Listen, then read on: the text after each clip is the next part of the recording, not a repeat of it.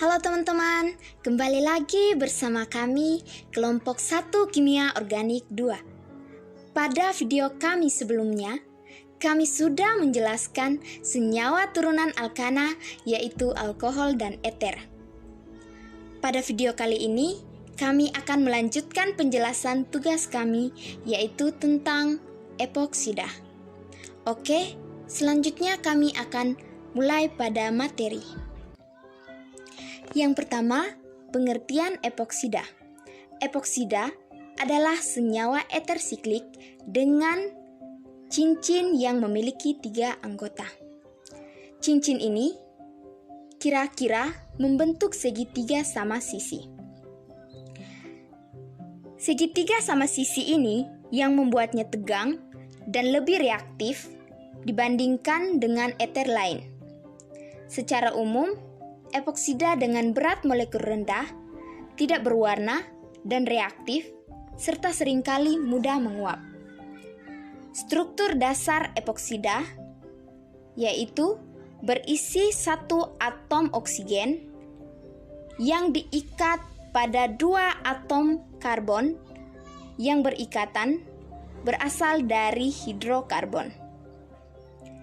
Selanjutnya adalah contoh-contoh epoksida atau senyawa-senyawa yang termasuk dalam golongan epoksida, yaitu yang pertama itu adalah etilen oksida, yang kedua adalah cis-2-butena oksida, dan yang ketiga adalah trans-2-butena oksida.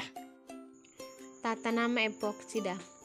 Tata nama penamaan epoksida yaitu yang pertama, sebagai oksida dari alkena yang sesuai atau alkena oksida atau substituen akhiran sama dengan min-ena oksida, misalnya etilena oksida. Yang kedua, menggunakan awalan epoksi atau epoksi substituen, misalnya epoksietan dan 1,2 epoksi propen. Yang ketiga, sistem siklis sehingga perfik sama dengan Kirchhoff's law, misalnya 1,2 epoksiloheksan atau sikloheksen oksida. Yang berikut ada 1 substituen, misalnya 5-metil-2-heksena oksida. Yang berikut reaksi-reaksi epoksida. Reaksi epoksida merupakan reaksi antara alkena dengan asam peroksikarboksilat atau biasa disingkat menjadi asam perkarboksilat RCOOH dalam pelarut kloroform CHCl3.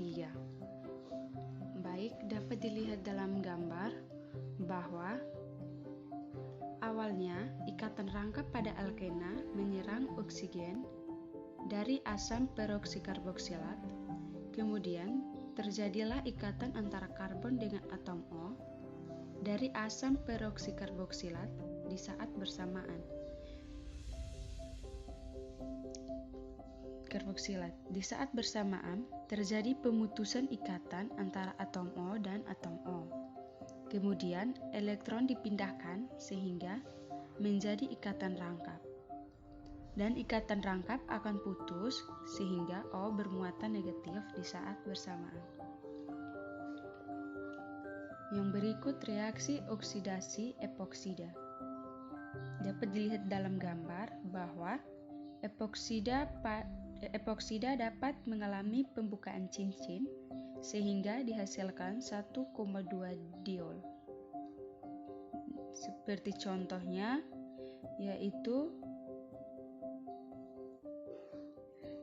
epoksidasi shin adisi yaitu RCOOH dan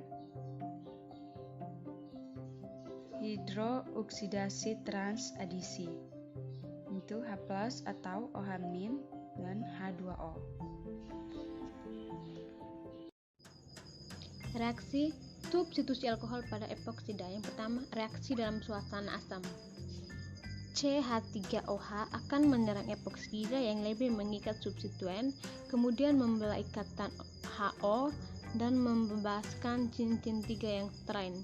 Selanjutnya, CH3OH juga akan menyerang HO, kemudian akan menghasilkan produk. Reaksi epoksida dengan CH3Li. pada CH3 akan menyerang CH dan akan mengikat O menjadi CH3 menghasilkan CH3Li kan sehingga positif H akan terurai dan min Li juga akan terurai menjadi CH3 COH CH3. Oke, baik, yang berikutnya adalah sintesis epoksida. Epoksida dapat disintesis dari komponen organik yang mempunyai satu atom halogen dan gugus hidroksi yang terikat pada dua karbon yang berdekatan. Contohnya di sini yaitu pada suatu alkena direaksikan dengan suatu asam peroksi karboksilat akan menghasilkan produk epoksida dengan produk sampingnya yaitu asam karboksilat.